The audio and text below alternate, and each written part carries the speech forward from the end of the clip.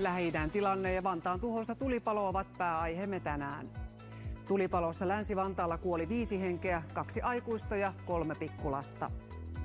Yhdysvallat ja Israel ovat pommittaneet Iranissa aivan pääkaupungin Teheranin keskustaa.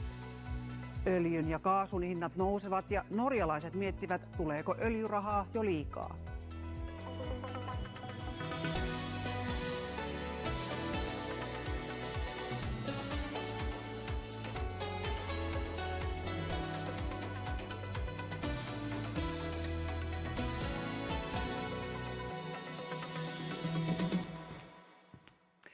Uutisista hyvää iltaa.